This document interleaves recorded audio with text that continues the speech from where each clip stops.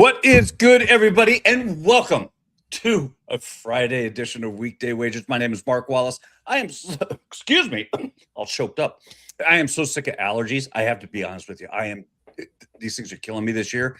And yeah, I'm all set for them to be over with.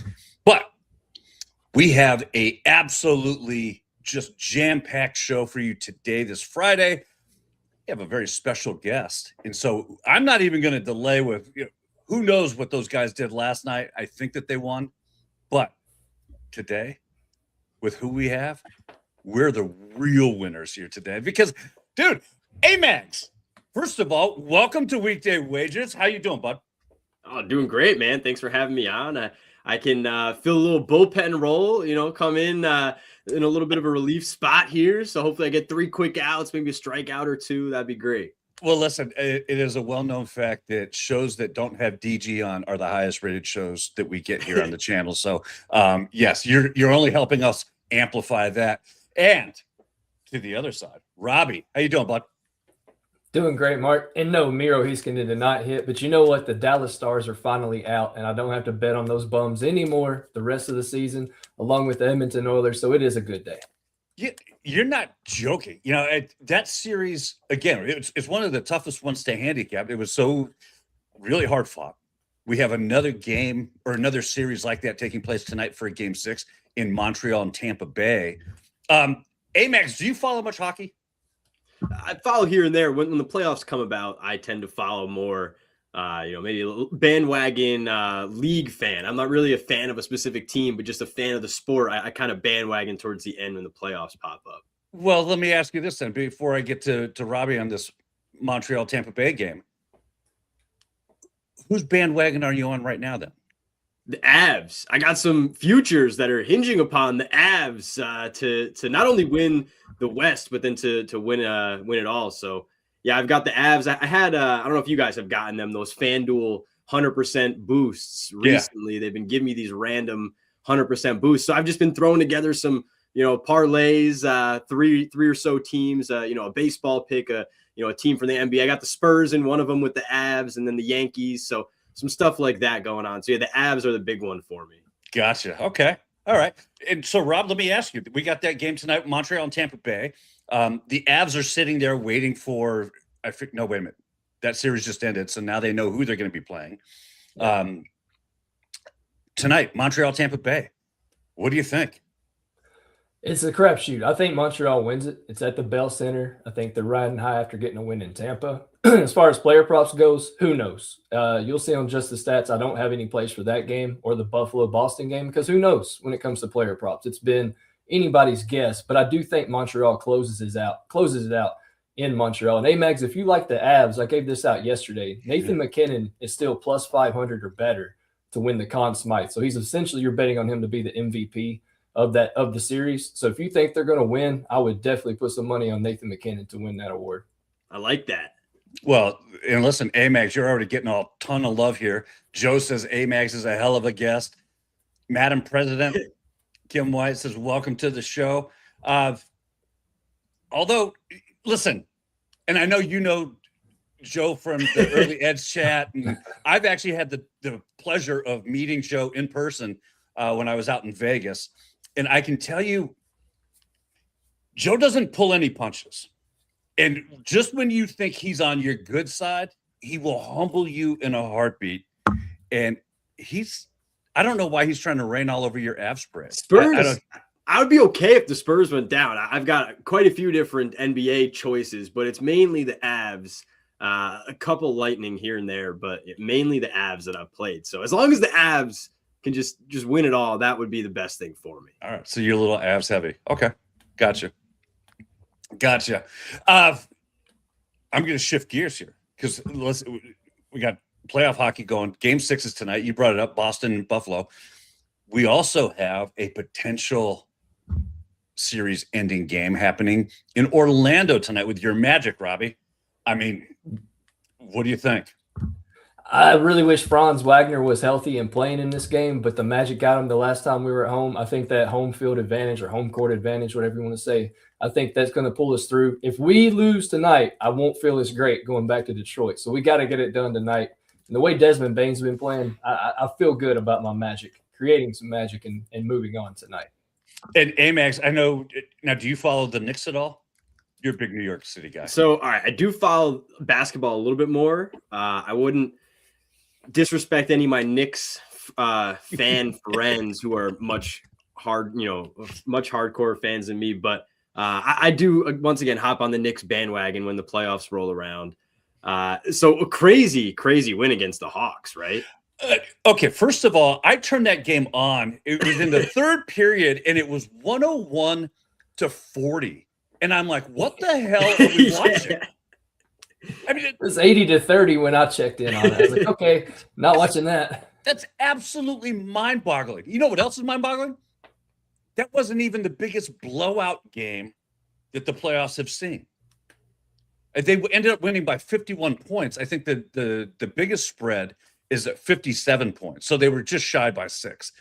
But are you kidding me? They were up by 61 at one point. Right.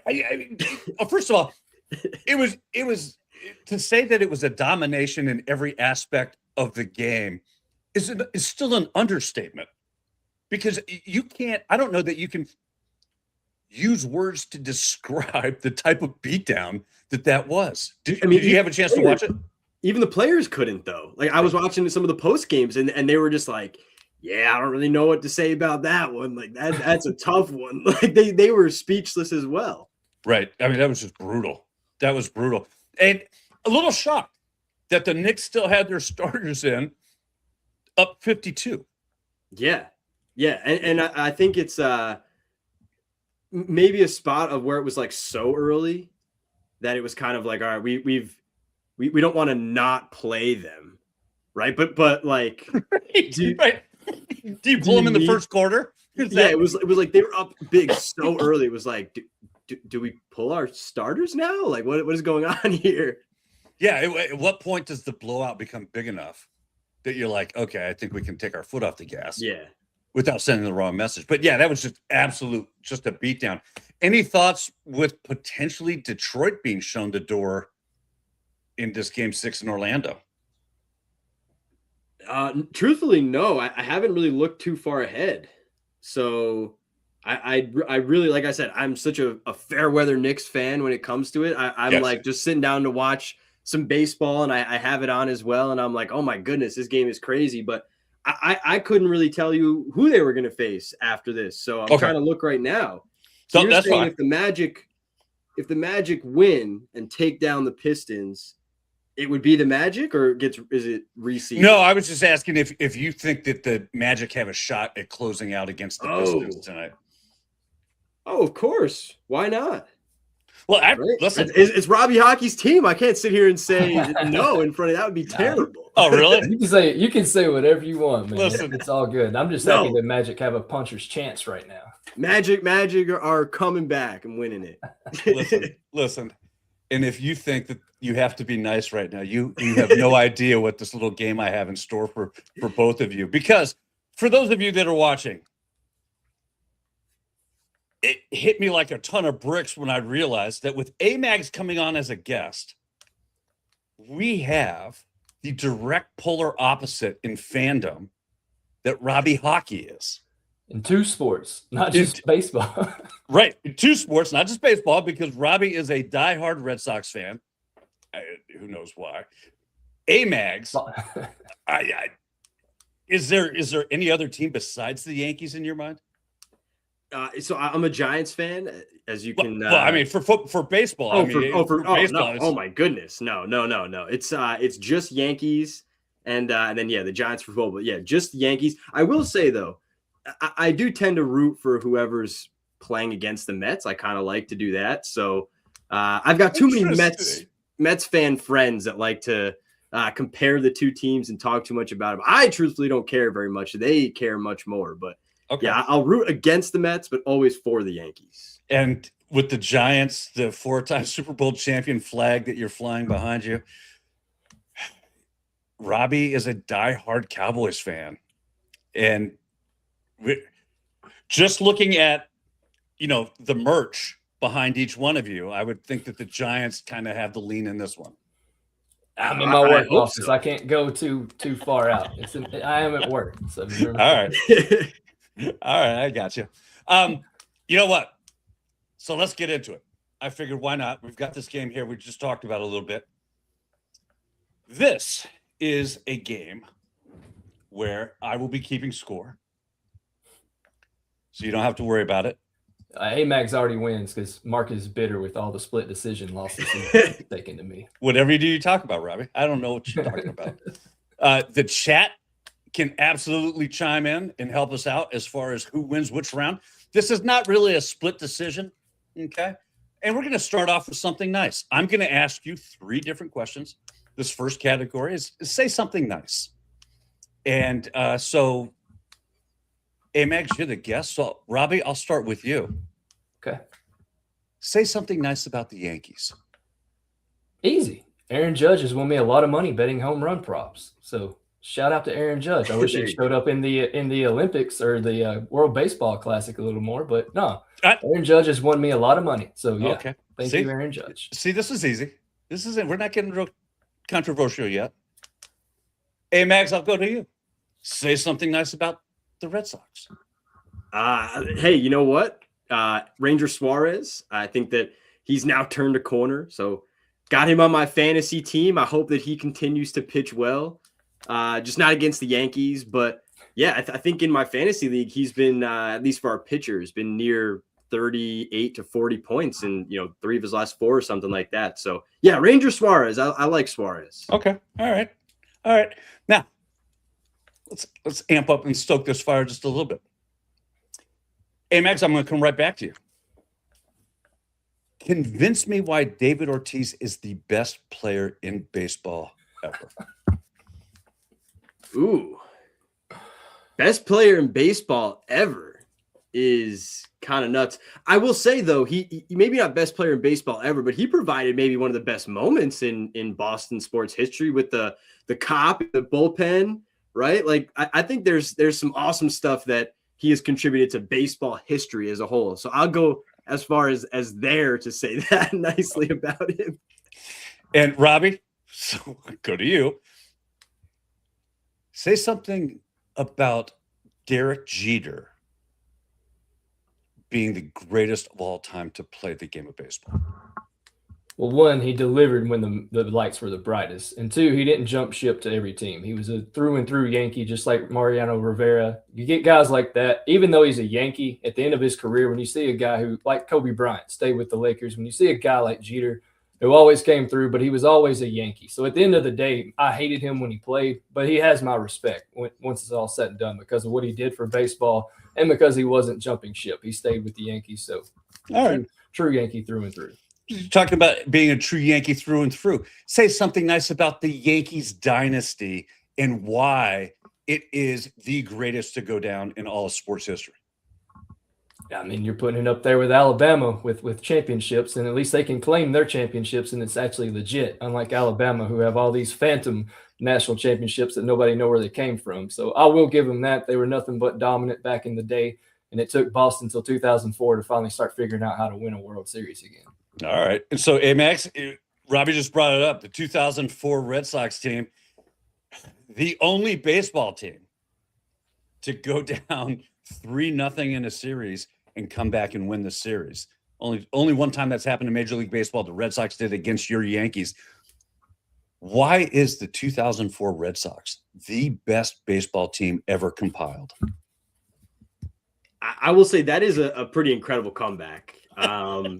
Any sport, doesn't matter, baseball, whatever, any sport to come back down, whatever number of games like that to nothing is pretty incredible. So I'll give you that. I also will at least say credit to the Red Sox for being significantly more successful than the Yankees in the last, 2 to 3 decades here. So there you go.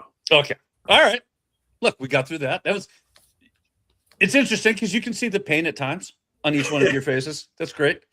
This one's going to get real fun. God. I'm going to give you 4 players. You have to tell me who out of the 4 is a legend and who out of the 4 is overrated. All right. Yeah. Robbie, I'll start with you. Great. You have David Ortiz, Ted Williams, Nomar Garciaparra, or Pedro Martinez. Which one of those is an actual legend, and which one is overrated, and why? I'm going to go with legend being David Ortiz for all the great examples that Amags gave earlier. And then, honestly, I'm going to go Nomar is overrated because I honestly felt like he was overrated when he was with Boston. He's not one of my favorite Boston Red Sox players. So give me Ortiz legend and Nomar as overrated. Wow. Garciaparra was like just a perennial. He was elite. Yeah, Troy Aikman was also one of our best quarterbacks ever, and I'm not just a huge fan of him either. So, all right. And Joe just put it up. Nomar gone, and they won. There's a pretty good correlation to that. All right. Hey, Max, your list. Derek Jeter, Paul O'Neill, Mariano Rivera, or Reggie Jackson? Which one is the legend? Which one is overrated in Yankees lore? I mean, I think Jeter is the legend, but I got to give credit pretty much to all of them. Maybe the overrated one is Paul O'Neill, and I only say this because he might have been playing the wrong sport. As we've seen him kick the baseball, he might have been a better football kicker or soccer player. So it was a great player, but yeah, I would say him. Jeter is just, to the points that Robbie said, Jeter's not. The thing about Jeter that people don't want to admit is that a lot of baseball is not numbers on a page, and it's every day you walk into the clubhouse and how you present yourself, how professional you are, how you hold others around you accountable. That's something that I think is probably the biggest thing lacking with the Yankees right now, and why you've seen them not be able to get over the hump is there is, at least to some extent, a lack of accountability, not from, and yes, from Aaron Boone, but I'm not talking just from managers and coaching staff. I'm talking from Aaron Judge and Giancarlo Stanton. Some of those guys, it just feels like maybe they're a little too soft on some of the stuff that's really got to be cleaned up. Jeter would never allow Jazz to act and do some of the things that he does. And having someone like that in the building every day is why, in the end, you get over the hump and win the World Series. Multiple. You bring up so many great points in that, and there's so much I want to dive into, because one of the things that the Yankees of old always had, they had that moxie, and they had somebody that they're, I mean, and Paul O'Neill, to his credit, was that guy for a while. You knew what he expected of everybody that was taking the field, and they haven't had that. That's such a great conversation. I would love to get into that with you at some point, because I think that there's so much to unpack there. And you start looking at what's happening from the management level all the way down, that you end up with a product that lets Jazz Chisholm be who he is on the field today, and why that is so anti-Yankees, if you will. Yeah, it's a very deep conversation we could have about it. But yeah, at the end of the day, everybody wants to talk about Jeter, the lack of range, the this, the that, the DRS score. All that. He was clutch when he was up at bat. You got to admit that. And he kept that ship running in the right direction. Everybody pulling the rope in the same direction. And I was thinking about this, and I don't want to spend too much time on this, but I was really thinking about this the other day. And like the single pitches in a game don't seem like a lot when you have 162 games. The single ground ball you take in the game doesn't seem like a lot. But then when you get to the postseason, it's all of those hundreds and thousands of occurrences that add up to now just one thing in the end, right? You've gotten to the playoffs, but now there's just one thing. And it's a matter of how did you handle all of those thousands of occurrences over time to build up whatever muscle memory and, however you're handling yourself in each game. Like that is built up throughout the season. So, and how many times too, do we get to the end of the season and it's like, even last year with the Yankees and the Blue Jays, right? It's like a one game or you're tied, or so it's a tiebreaker. And it's like, you would think out of 162 games, we don't have these marginal things coming down to the end, but that's what happens. So when you have a guy like Jeter, I think that you win a lot of those small battles. And then in the end, you become one of the most successful teams. All right. So then this last segment here will be rapid fire. It's called Pick Your Poison. Amags, I'm going to start with you. Get a Yankees tattoo or get a Red Sox tattoo or a Dallas Cowboys tattoo? Neither. What? No, you know what I would do? I would neither do a is not an Cowboys. answer. I'll give you this. I'll do a Cowboys tattoo because then you could just say like it's a star for something else. So you could just, you could just lie about it and oh yeah, I like stars. It's just a nice star. It doesn't have to say cow. You didn't say I had to say Cowboys, just a star. Just put the star. People have stars on them all the time. All right. Rob, Yankees tattoo or a New York Giants tattoo? I'd probably do the Yankees just because I could cover it up and make it like a Weekday Wagers cover up somehow with how it's formatted and shaped. You guys are horrible. You guys are horrible. All right. Rob. Yeah. Would you rather wear a Jeter jersey to a New York Yankee game in Boston or get personalized Yankees license plates on your personal vehicle? Well, one is permanent for a while, so I probably would wear the Jeter's jersey to a Boston game because I don't want to have to drive around with that on my car every day. Hey, Max, same question to you. Would you rather root for the Red Sox in Yankee Stadium wearing a David Ortiz jersey or get Red Sox personalized license plates? Let's go with the license plates. I kind of like license plates and trinkets and stuff. So I'd rock the license plates for a little bit if I had to. That's an Joe, answer. yeah. That's an answer from a guy who goes to Yankee games and knows all the crap that people catch wearing the other team's jersey. Yeah. Yeah, and Joe points out a good point. Get beer thrown on me. That'd be fine because it would ruin that jersey, and I could give it to somebody who's in need. Amag's answer is 100% from experience. He's seen. I go to too many Yankees games to do that. Right. That's amazing. All right, last one, kind of similar vein. Robbie, would you rather root for the Yankees to beat the Red Sox or not watch sports for 6 months? Not watch sports for 6 months. There's some good reality television I could catch up on. Yeah. I honestly thought when I came over, I was like, that's the one that he's like, okay, I'll finally have to say I'll root for the Yankees. Really? There's plenty of television, and I like wrestling, so I can get caught back up on wrestling too. You are more hard-headed than I thought. Now wrestling counts. Wrestling, NASCAR. Yeah, wrestling. Okay. Wrestling. Well, I'll just go rewatch Breaking Bad and The Sopranos again, and yeah, I'm fine with taking a 6 month sabbatical. This is an easy answer. You bet on the team you've got to root for, and then you just root for them, right? Like, okay, I'm rooting for them, but I'm just rooting for my bet. That's the way to get around it. You just put a bunch of money on them. Well, so then my question to you, Amags, is would you rather root for the Red Sox to beat the Yankees or give up playing/watching baseball for an entire season? No, not a chance. Yeah, it's just you put a bunch of money on the Red Sox and then you root for the. And I have no problem saying, hey, Ranger Suarez or Garrett Crochet against, Luis Gil. I have no problem saying that's a mismatch, and I'm betting the Red Sox side. So I would root for them in that case for sure. Mark, you should have made it tougher. You should have said playoffs. Yeah, I was going to say, if you're talking about playoffs, that's different. Playoffs. Playoffs. Because I think I could do a regular season game because there's 161 more. But I think the question should have been playoffs. So the answer for me is still the same. That's hilarious, by the way, because I actually thought about it. But then I'm like, well, the Yankees and the Red Sox are in the same division, so they never play each other in the World Series, which sucks.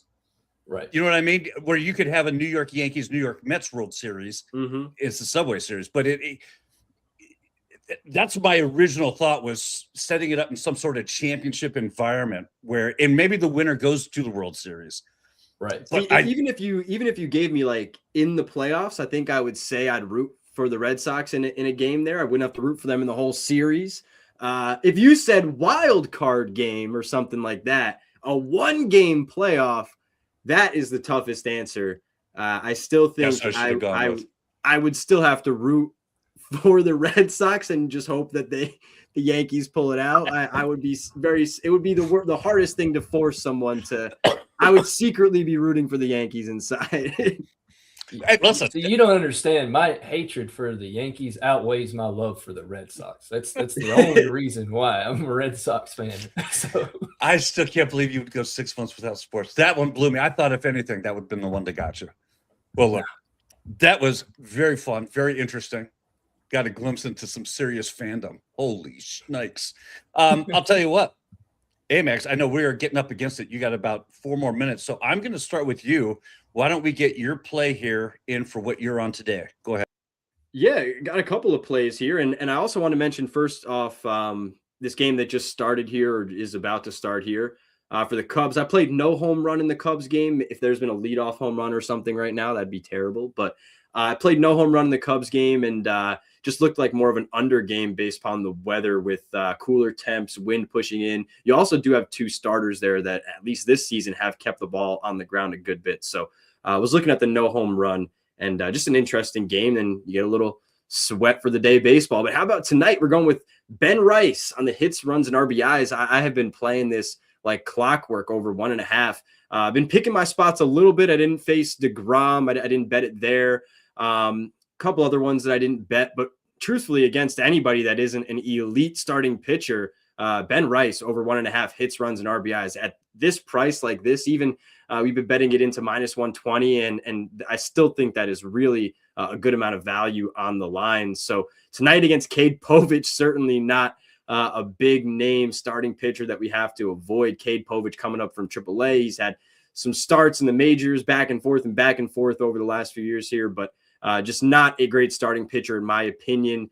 The left on left matchup is what it is. It's kind of the reason you get a little bit of a discount here. And I just think that it's something to completely ignore because Ben Rice has been nothing but good against both sides of the plate this year. But if you want to know at least against the lefties here, because left on left usually is not a matchup that you see some really good numbers. But this year, Ben Rice left on left over a 1,200 OPS, hitting 370 with 4 home runs in just 27 at-bats against lefties. So some real damage. He took Cole Reagan's deep, and I think the 1.5 hit run RBI here against Povich is a solid look. Secondly, just still going. I'm sorry, I took a little too long on the Ben Rice. I'm a Yankees fan. I got to give Ben Rice a lot of love. I'll keep the next one quick here. The Rangers team total over 3.5.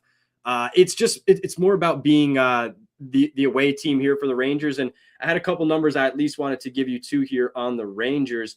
But at 3.5, I had my personal projection at 4.6. Fangraphs has them just under 5. A couple other projection systems have them over 5 here today. Going against Jack Flaherty, they should give him at least 6 left-handed batters.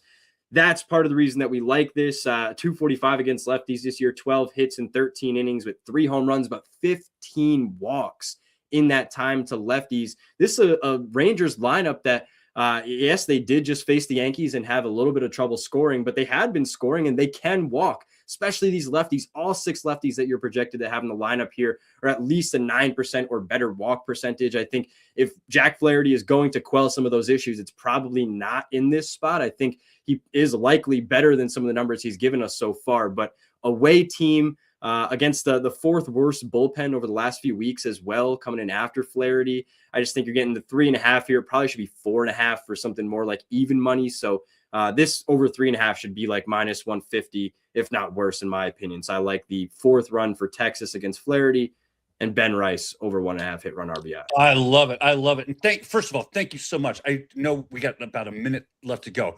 Do have a couple of comments that I do want to bring to your attention. One, Joe says you should never apologize to me for being long-winded, and that is absolutely 100% true. Scotty Too Hotty brings up a question. Do you guys like Judge to hit a bomb tonight? Yeah, why not, right? I think if you're looking at anybody to hit a home run besides Ben Rice, it probably is going to be Aaron Judge. I at least wanted to see. So we do project Ahmed Rosario at least to hit leadoff. I do kind of like maybe looking at him for some props too. Lefty killer. Only thing you got to worry about is, man, they sub him out so quick once a lefty is out of the game, which sucks. Last 2 games, 2 appearances that Povich has had against the Yankees, he's faced Judge 4 times. One of those 4 outcomes was 112 mile an hour exit velocity home run. So there you go. Yeah, I like it. Miss Presidente brings up that the Rangers plus 4.5 is at plus 125. Do you like that?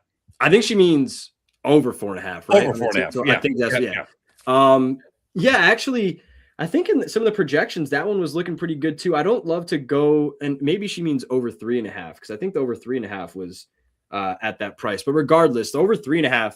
I'm sorry, I was looking at Royals. I was going to say about the Royals. The Royals over 3.5 made for one of the better plays on the team totals. I was just going to pass on that one though, because I thought it wasn't. Again, Brian Wu is not somebody I love to go up against. So I read that as Royals, but Rangers. Yeah, I mean, look, if you can get the 3.5, I'd rather get the 3.5. I think the 3.5 for away teams at a good price is really something that you should always look into. And then when you see a guy on the other side in Jack Flaherty that struggled and a bullpen that struggled, that then to me has the makings of good play there. So I don't mind trying to maybe take like a half unit approach or something on the over 4.5. And hey, if they go over 3.5, I win and you lose if we end at 4. But in most cases, we're both going to win. So yeah, I don't dislike that. I would rather have the 3.5 though. Perfect. And listen, before you dip out of here, you got a brand new show on. What I shouldn't say brand new, maybe new digs for the show. Your Saturday show. Tell everybody about that one. Yeah. So here on YouTube, if you want to throw a subscribe to us, Mark was on the show this past week, the first time we've done YouTube. But my YouTube is just Amags Picks, one word. So give us a subscribe, a follow there, and a like. Every Saturday, we're going to do a live stream, and it's really to break down the Saturday slate of games. I believe it was a bit over 2 hours last week. Going to try to cap it around 2 hours if we can, maybe a little bit shorter, but it'll develop over time. It's certainly a work in progress. But yeah, thank you for allowing me to shout it out. And on Saturdays, we're going to do all the breakdowns. And it was great. Last week, we had, I think, almost 180 people at one point watching. So it was awesome, and we'd love to see anybody that's here watching today also giving us a look. So thank you. Yeah, and look, I can tell you this: if you are interested in betting baseball, you guys literally break down every single game as far as a way to attack it. And there's so many different nuances and different. I mean, you talk about player props, team totals, first 3, first 5, first 7s, NRFI, YRFIs. Literally every props, angle, all of it, and you guys break it down with what works, and I really enjoy it because I learned so much. I get a glimpse into that player prop mind because Robbie is a guru at it here, but for me it's just tough to understand the way you guys break it down. You and Squishy break it down, and you're just walking people through it. Why you like strikeout plays, why you're going to back off of a pitcher for strikeouts or walks, whatever the case may be. Listen, tune in, folks. And it's, even if you jump in and out, I'm telling you, go get the games that you're interested in. They're breaking it down like nobody else is. So, yes, Amags, sir. Thank you. I appreciate it. Listen, thank you for hanging out with us. I appreciate it. We owe you a huge, and I'll let you jump out of here while we get a little quick message from Seabass.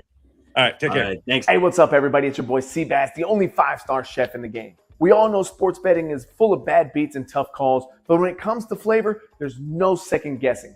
Bassett's Blends is the plus EV lock of every meal. We don't need a stinking model. Crafted with winning spices and bold taste, Bassett's Blends comes in 3 flavors: original, hot, and no salt. That's going to turn chicken, steak, vegetables, any dish into a can't-miss cover every night. With Bassett's Blends, there's no bad beats, no flavor fades, just guaranteed greatness. Check out the link right here where you can pick up your Bassett's Blends for a guaranteed lock every single night.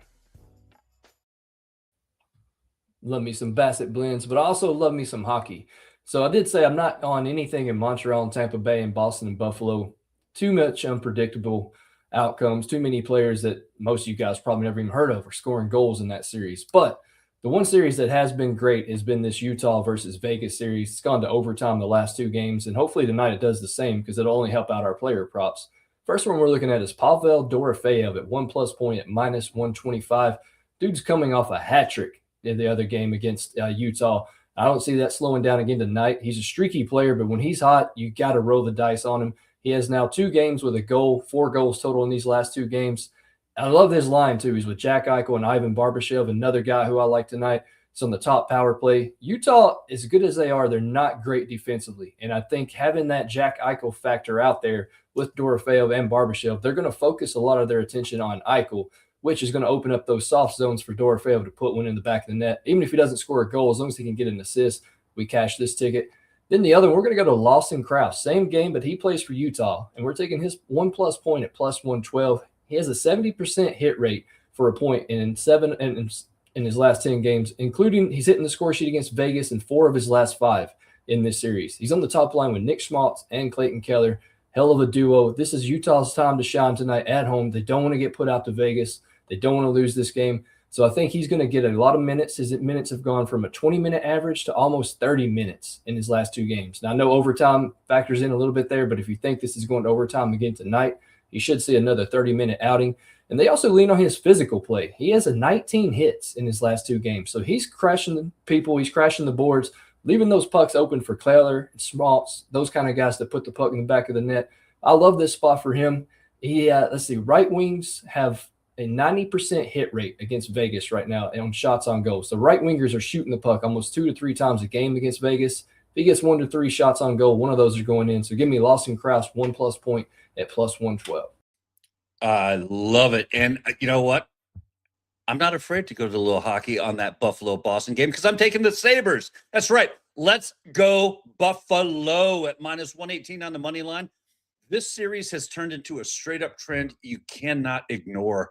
The road team has taken the last 4, and now Buffalo gets another crack at closing this thing out away from home. They had it right there in Game 5, let it slip into overtime, but that doesn't suddenly flip the matchup. If anything, it does show that they can go into a tight playoff-style game in Boston and go toe-to-toe with a veteran team that's been intense in these spots before, and they've done it already twice this series. So now the question is what did they learn? And this is where you find out what kind of a team they really are. Boston got their emotional win. Pasternak played hero. Swayman bounced back. That's great. But now they've got to replicate it. And with Boston, they haven't been able to do that at all this season. That's a lot of pressure, especially as Boston is, according to the sports books, they have Boston as the favorite here. I will go with Buffalo, because they have been the more consistent side throughout the series, and they've already proven that they can win in this building. If this turns into another 1-goal kind of grinded out type of game, and it probably will, we're backing the team that's been more comfortable in these road spots. Trends like this don't last forever, but right now, there is no way I'm ignoring this one. And then we are going to Denver, where I'm taking the Atlanta Braves. Thank goodness Amags was wearing his Braves hat. I got a little karma from that. We're going to go Atlanta Braves on the run line at minus 1.5. And this is already priced at minus 130. Why? Because the Rockies are that bad. The Rockies suck. Atlanta, they just keep rolling. And this matchup sets up perfectly for them to keep that going. You're getting a lineup that's been one of the most dangerous in all of baseball right now, hitting for an average, putting up runs consistently. And now they're facing a lefty in Quintana, which is exactly what this group has handled well all season long. Even if Grant Holmes hasn't been lights out every single time he's been out, he's been steady enough to keep things under control, and that's all the Braves offense really needs. The bigger gap shows up once this game starts to unfold. Quintana hasn't been going deep, and when you get into the bullpens, that's where Atlanta separates. They're more reliable, they have better arms, more depth, and a lineup that doesn't let up late. Colorado can hang around for a few innings, but over the course of 9, Atlanta's pressure is going to add up. This feels like one of those games where it's competitive early and it turns into a multi-run lead by the middle innings, and that's exactly the kind of script I am looking for when I'm laying the run line. Wow. I think we got through it. I think so. Woo! That was a lot, Robbie.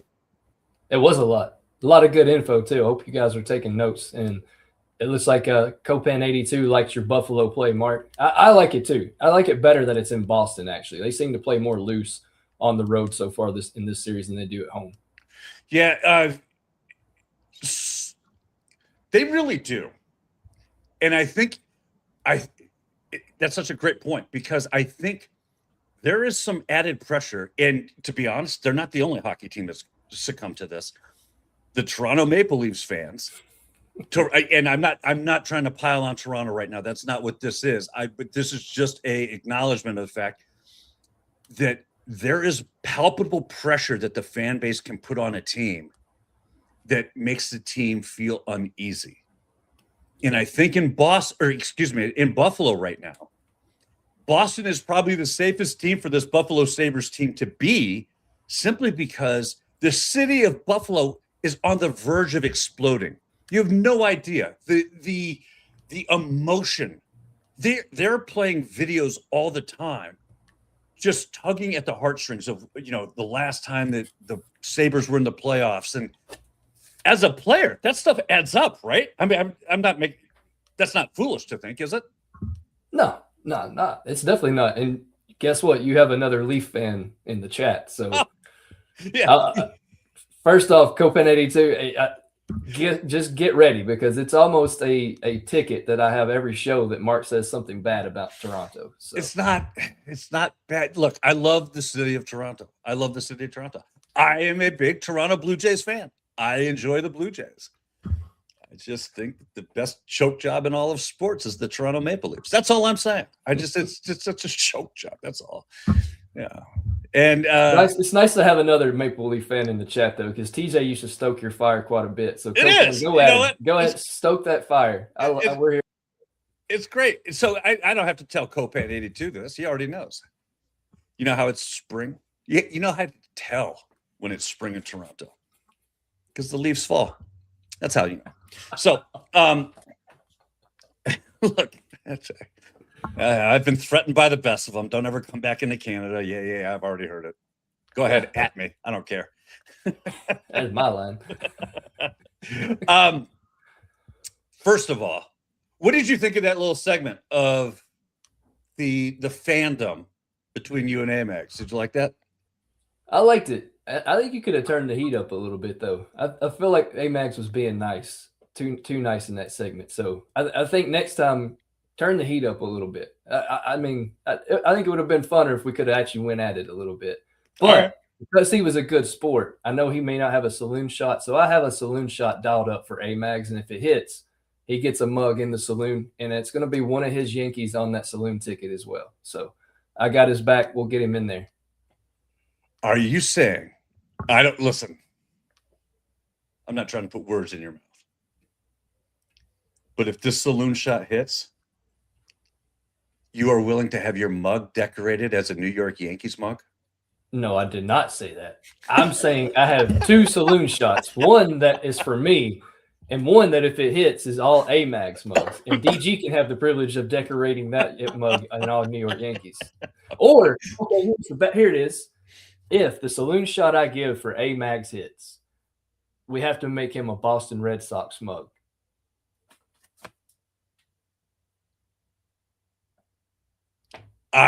Oh, wow. That's a great idea. I don't know that it's fair, since we knew he wasn't going to be on for the saloon shot, and I didn't even offer him a chance to throw one in. That would have been the ultimate showdown. I know. And I hate that I just now thought. I wish I'd thought of it while he was on. But wow. All right. We do have an update. Damn. 3-0 Cubs. Cubs are up 3-0, which means, by the way, Arizona must have cashed the first inning of that no-run first inning. That parlay is up. I've been on a 2-day slide, Robbie. It irritates the hell out of me. You have no idea. It pisses me off. I get up in the morning and I realize that it didn't hit. And it becomes, it's not a fun place to be. Man, I feel you. Try betting player props in the NHL playoffs right now. It's hard. It's hard. Like usually a week, I'm good for at least like a plus 400, plus 500, at least once a week. And in these playoffs, it has been one leg after one leg after one leg. And you're talking like 3-leg parlays. You're not talking like 5 or 6. You're talking each one loses by a leg, and it's somebody who's hitting like 100% of their games. Right. Like Jason Robertson last night. Couldn't get one more shot on goal. Something he's done in 100% of the games against Dallas, and that's the leg that loses. It's like, come on, man. It's the ever since you're 6 in a row. And for the record, Joe, that wasn't me who said it. I was asked a question by DG, and I am going on the record in saying this one's on DG. You know, when a pitcher's thrown a no-hitter, does the team come up and tell him, good job? Keep it up. You're doing a hell of a job, buddy. Hey, 6 more outs to go. No. You know what they do? They separate that guy from everybody else. Nobody talks to him. Nobody acknowledges him. Nobody taps him on the shoulder. Nothing. You don't even gesture over to that guy. Why? It's bad juju. Yep. DG brought the bad juju. I'm breaking that tonight, though, by the way. Tonight, it breaks. It stops. Curse broken. Hell yeah. Well, Also, DG got his karma yesterday because we had Yordan Alvarez and we had Kyle Schwarber, which Schwarber hit those first doubleheader games. Then you see the second round of doubleheader games. Schwarber hits again, and so does Yordan, and it was just like, you got to be kidding me. Yeah. You got to be kidding me. Yeah, the Giants. That was my play yesterday. Had the Giants in the 3-team parlay. What do? Something they haven't done all damn season long. They kick off the first inning with back-to-back doubles. Yeah. Yeah, all right. What do they do in the second game? Nothing. Yep. Yeah, those are the days that just, dude, blood pressure through the roof. I had a goal scorer parlay last night. Wyatt Johnston, Matt Boldy, and Leon Draisaitl. If you didn't watch the games, which one would you think would be more clutch that's going to hit in that one? Leon Draisaitl. Guess which one sold it? I mean, well, in a win or go home game, you're thinking Leon Draisaitl. In all fairness, they ran up against the Duck, and the Ducks were just too tough. So, congratulations, DG. Quack Attack survives, moves on to round 2, where they are facing either the Golden Knights or the Utah Mammoth, who play tonight in what could be a series-ending game. That should be a fun one. We just talked about that. So do I, dude. I want the Mammoth to win so bad. Look, Cutter Goldchain and Dylan Gunther shot on goal props will feed families if these two teams can meet in the next round. Like, there's your play. You don't even have to look at JTS. There's your play. Cutter Goldchain and Dylan Gunther shot on goal props and parlays together. That's all you need to do in that. And Joe says DG's the type that would ruin Avengers Endgame on opening night. Yeah, dude, there's no such thing as spoiler alert when it comes to DG. He's going to tell you what's on his mind when he's seen it. And that's why you haven't had a Trains, Planes, and Automobiles review from DG, who still hasn't watched that movie, which could quite possibly be the most holiday-spirited movie ever. I thought he watched it, but he didn't like it. And that should tell you everything you need to know about DG. No, he hasn't even seen it yet. Oh. He said he was going to watch it. And Scotty Too Hotty said I should turn around my hat to spice or change things up. Look, 2 reasons I can't do that. One, I'm at the age where if I wear my hat backwards, it is wrong on so many different levels. It's just it never hits the mark. It doesn't look cool. It's horrible. The second reason is I actually have my ponytail coming through the opening in the back here, so I can't flip it around right now. So that's the truth. All right. You know what? I do believe it's time to shoot your shot. It's coming from the shoot your shot legend. Wow. That was close.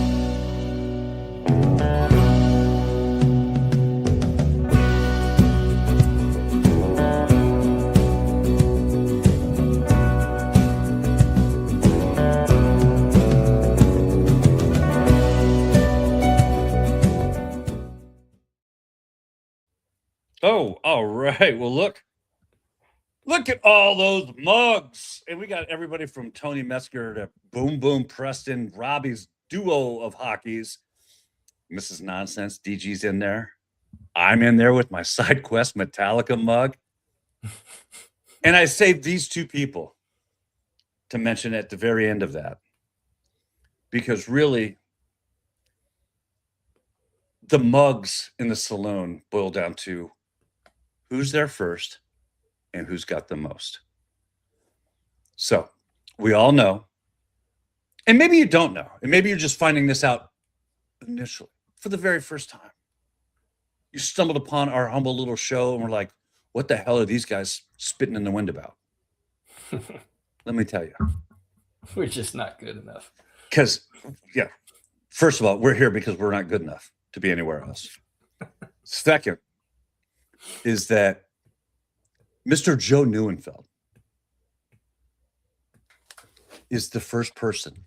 And when I say first person, the saloon literally just got built. It was just the doors, I don't even think still locked yet.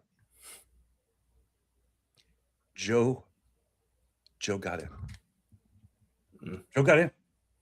And for the longest time, all we talked about was one mug. It wasn't that long. It was over 2 days. Okay. Quit screwing up my story, Robbie. Maybe Joe needs to create a hockey team, because that's the only time Connor McDavid came through for anybody was Joe getting him in on the first saloon shot. Okay, right now we're not going for commentary. I'm going for the buildup of the story. All right. And Joe gets his selections in. And to the shock of everybody. Everybody except Joe.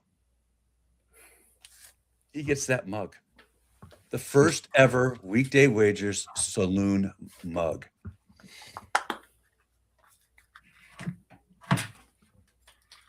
Only, and I mean only, to then have other people follow in his footsteps until Madam Presidente, Miss Kim White, said in very Crocodile Dundee style, oh, that's not a mug. Here's some mugs. Ends up with 5. One mug for each finger, if you will. And I am holding Robbie hostage right now with my storytelling. I'm just going to read my favorite book, Seeing the Board by Mark Wallace, while you do this. By the way, Seeing the Board, available on Amazon Prime. Yeah. Jesus. All right. All right, let's get to some saloon shots. God, how was that? Painful. We got Hockey Dudes at plus 1250 for Robbie. Do you believe in magic? From DG. And you know what? I stuck with pucks and balls for my play. And it's true. Yeah. It's true. Robbie. Yeah. Go ahead. Explain your saloon shot there, Hockey Dude. Yeah, well, I got 2, remember, but we're going to stick with mine first. And we're going to go Logan Cooley and Pavel Dorofeyev anytime goal. I had a feeling about Wyatt Johnston last night. All the stats said you got to play Jason Robertson. He had 9 goals in 10 games. Tonight, it says play Dylan Gunther. We're not doing that. We're playing his line mate, Logan Cooley. This is a guy who he had Vegas's number to start the series, but he's cooled off in his last 2 games. But I just have that gut feeling that he's going to be a big part of this team coming back tonight if they're going to have a chance. So give me Logan Cooley go. Pavel Dorofeyev, just talked about him. He had a hat trick last game and a goal in the game prior. When he's hot and when he's shooting the puck, you got to back him. Now, where we are taking Dylan Gunther is 3+ shots on goal, because he's only done this in every game this series in 8 of his last 10. He's averaging 5.2 shots on goal. So you're getting a 2 shots on goal discount with this at 3. And then, honestly, this is the one that worries me the most, even more than the goal scorers, and that's Jake Gensel, because anytime I back Jake Gensel to do anything, he no-shows it. But he has a point in 7 straight games, 8 of his last 10 overall. He scored a huge goal last game for Tampa. I think tonight, can you just get us 1 point, Jake? Just 1. That's all I need. So put all those together for a plus 1250. I like it. And DG put in, he is all over the Orlando Magic on this one. Desmond Bain to hit at least 4 threes 20 points from Tobias Harris, and forget the points. He wants the Magic on the money line. Put all that together plus 1,600. Got a little bit of synergy, and this is kind of weird. Copan 82. I saw you in the chat. I see you, brother. I see you. I'm taking the Buffalo Sabres on the puck line, -1.5. Then Amags wearing his Atlanta Braves hat. I'm riding with the Atlanta Braves on an alt line of -2.5 against the Rockies because they suck. And then I'm taking the Magic plus the points.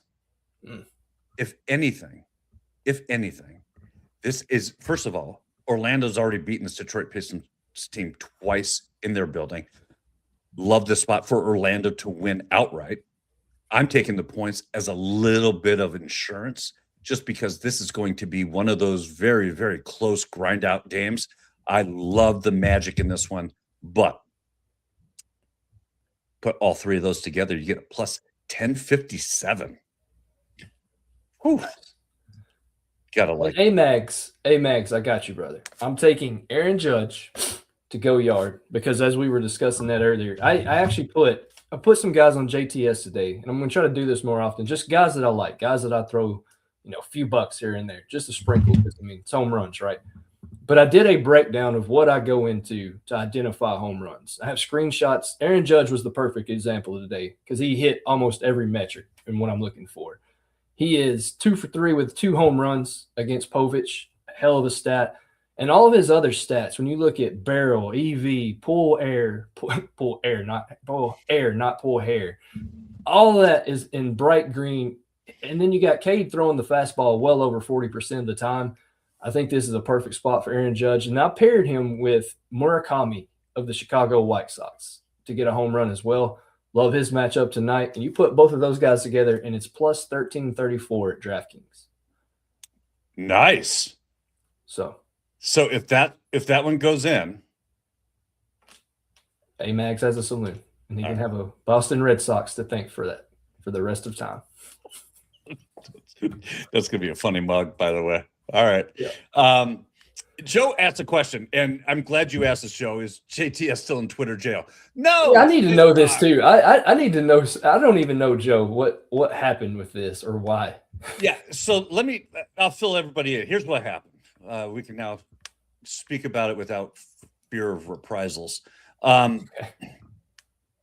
Apparently, there were close to 1,500 to 2,500 accounts that X, formerly Twitter, suspended because of the use of the phrasing. There was somehow phrasing AI. And first of all, when I found out the reason behind the suspension, I was all for it. Simply because what they tried to do is weed out people who are promoting AI-based products without any AI in their product. And so for that, absolutely, it's almost too easy in today's day and age to throw around, I have an AI model. No, you don't. You looked it up on ChatGPT. Right. And that's not the same thing. So it was great that they were trying to protect people from that hyperbole. At the same time, it sucks because our site, which is an AI self-learning machine based site, make no question about it. There is no question about it. We use AI. We use it on the daily. We use it a lot.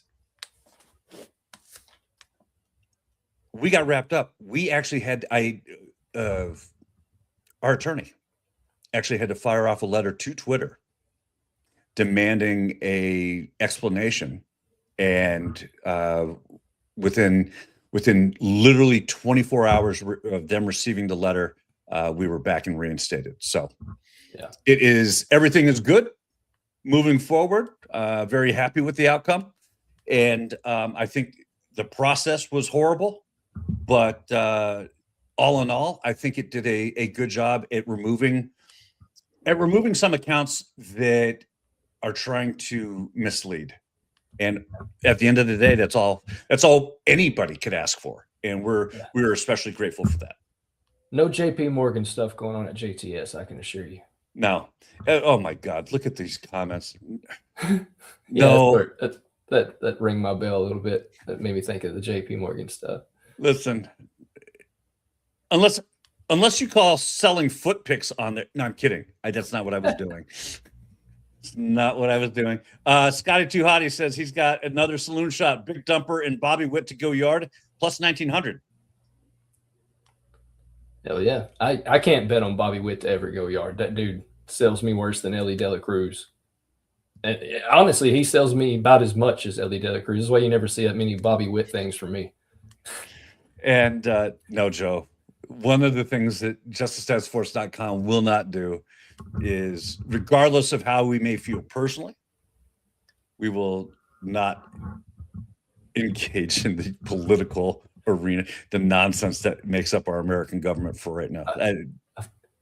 Yeah, I've got a blanketed statement on that. They're all ass, both sides of the fence. None of them do anything for me. So, yeah, 100%. We've had, don't see, now we're gonna get it started on the show, and I'm like, nope, yeah. Peace.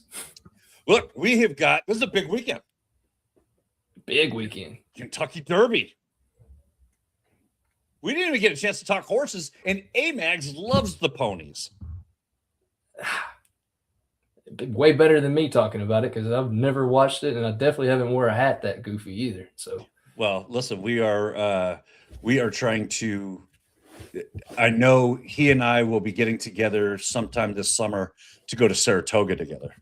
So he lives. He lives about 2 hours away from where I do, and so we'll get out to Saratoga. And here come the picks. Look, I love this. I'm with Joe. So happy is Kim's pick. You know what, Kim? The positivity.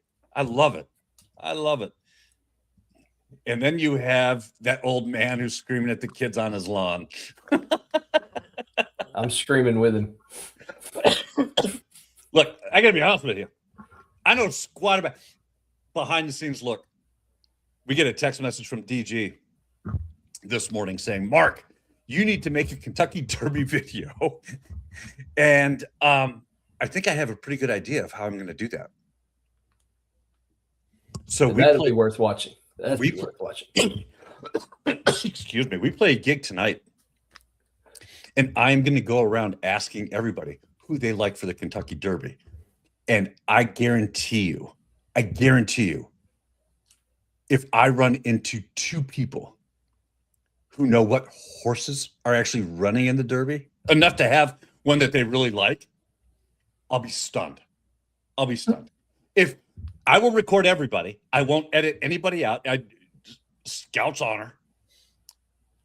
If there are three or more, 3+, talk about shots on goal, and I love the hockey prop betting. 3+ people who can name a specific horse in their take on who they like, I will randomly select on Monday somebody from the chat, and I will send them a signed copy of Seeing the Board. Yeah.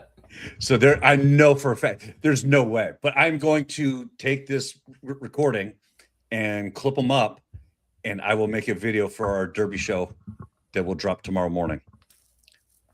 And I'll be doing some bourbon testing as they're making the picks, right? Because you can't talk about Kentucky Derby without a little bourbon. Nah, yeah. That would be the only reason why I would go. All right. I'm going to put you on the spot real quick, and then we'll get out of here. I just saw that we've been over here for over an hour now. Holy criminy. Yeah. Sabres Bruins, who wins? Sabres. Montreal, Tampa Bay. Montreal. Vegas, Utah. Vegas. And I hate saying it. I think they get it done. Really? Yep.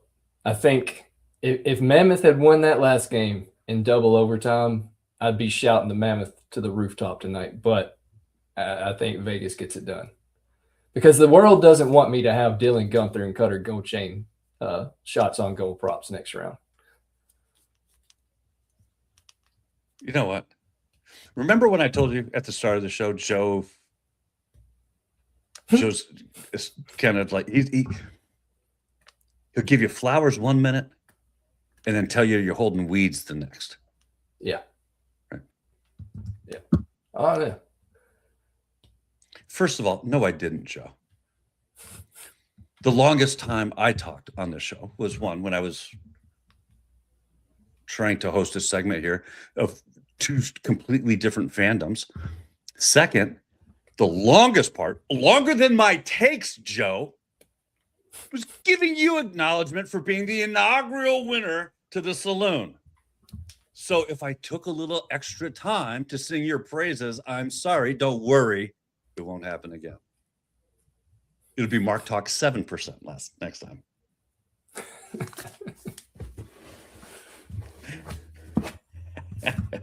All right. Anything else that's on your radar for this weekend?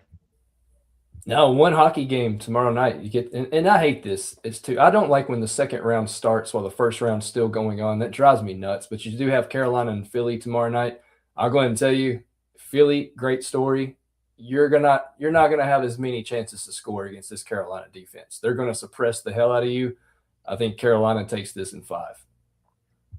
So yeah, we got to talk about that, huh? Because I thought, are we looking at doing another series? First of all, that NHL series for round 1 that you and I did, huge hit. You look at the views and in the look, we were onto stuff there. Maybe we should be doing one for round 2, huh? How about Philly, my wild card pick? Because I said I would never pick the Penguins, and then Philly come through for me. So how about that? Do you know secretly, deep down, that was going to be one of the questions if they would have won last night? To get you talking about Sidney Crosby and what a great player he was, but I didn't do it. Look, I've had to be on this show talking up Aaron Rodgers. I had to defend Sidney Crosby against Alex Ovechkin last week. So coming on here and talking good about Derek Jeter and the Yankees, I'm already prone to the violence put on me. So I'm used to that. Gotcha. Well, listen, we are way over time. Let's get on out of here. Yeah. Have a wonderful, wonderful Kentucky Derby weekend. I am Mark Wallace. This is Robbie Hockey. We will be back here Monday, myself and DG, Monday, recapping all the events from this weekend and getting you set for next week's schedule when we look at the NBA, NHL, and all that's going on in baseball. Until then, enjoy your weekend. We'll talk to you soon.